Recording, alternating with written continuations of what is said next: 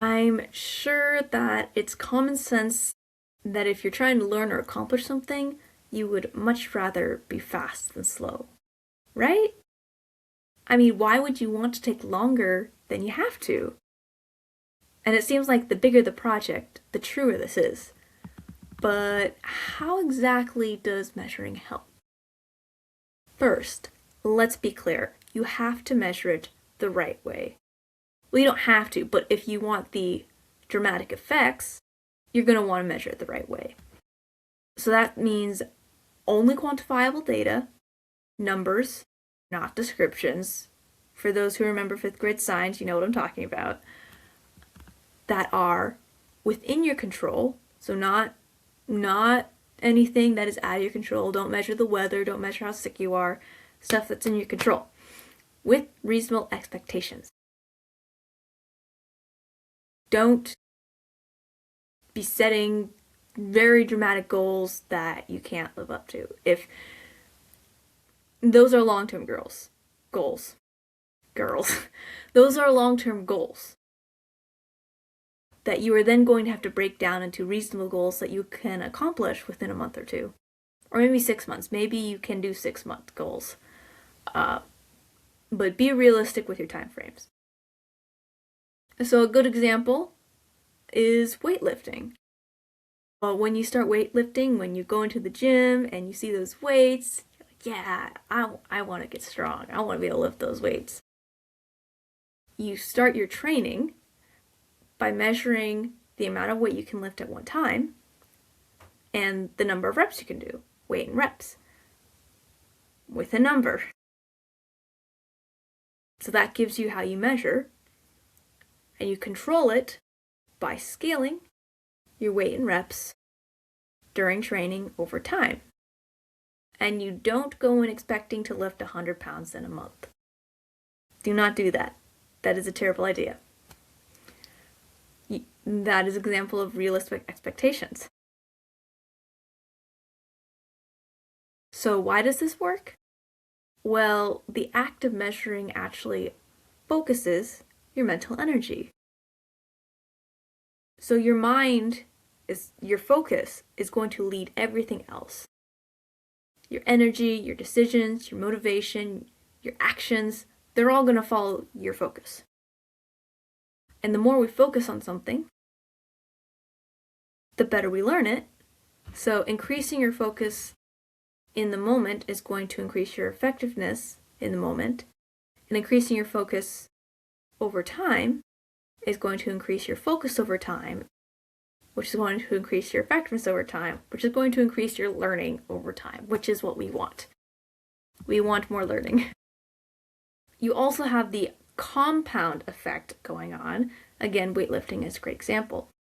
So if you start in the beginning with more focus, which gives you better practice, more effective practice up front, you're going to have the capacity and skills to be able to scale up to a higher degree later in your training because you are able to start improving more in the beginning. And because you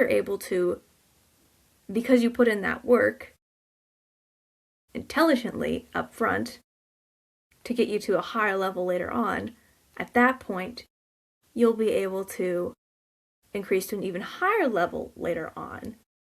See, and that's where the compound effect comes in. It's an exponential growth because as you get higher and higher, you can aim for higher and higher.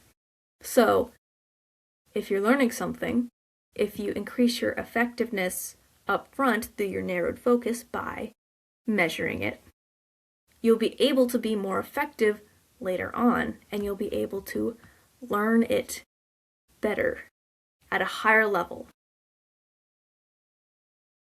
Now, disclaimer, if you use this method, in the beginning, it's not going to look very different. It's not going to feel very different. In fact, it may feel worse. You may feel stressed and anxious because by measuring it, you're making it more obvious where your faults are, your weaknesses are.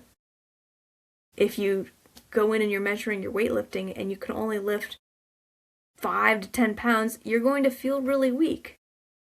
Especially if there's other people around you who are lifting 50 pounds, 70 pounds, 100-pound weights. And it really doesn't feel good. But just because it doesn't feel good does not mean that it doesn't work. Actually, it's a good thing. It's not necessarily a good thing to not feel good, but it's a good thing to know where you're weak. Because by identifying where you're weak, you're able to see clearly where you can improve. And that gives you the opportunity to improve and learn in that area, to become strong in that area. See, you can't become strong without recognizing where you're weak. And that is the gift of measuring, is it gives you the opportunity to become strong in that area. And the other benefit of using hard measurements is that over time, you do have to spend a bit of time to get this, but when you start improving, you will be able to see it more clearly because you're measuring it.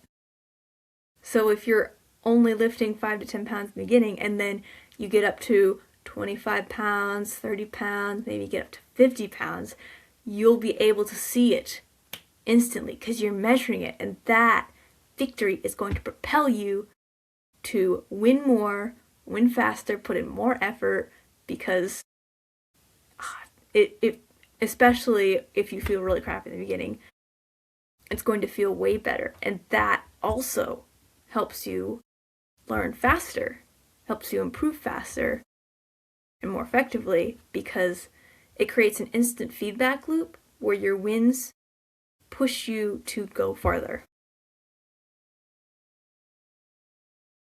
So I hope that this was helpful. If you'd like a video on how to easily integrate the measuring method with goal setting, especially goal setting realistic goals that actually propel you forward, let me know in the comments below if you think that'd be helpful. And remember, be the change that you want to see. Bye!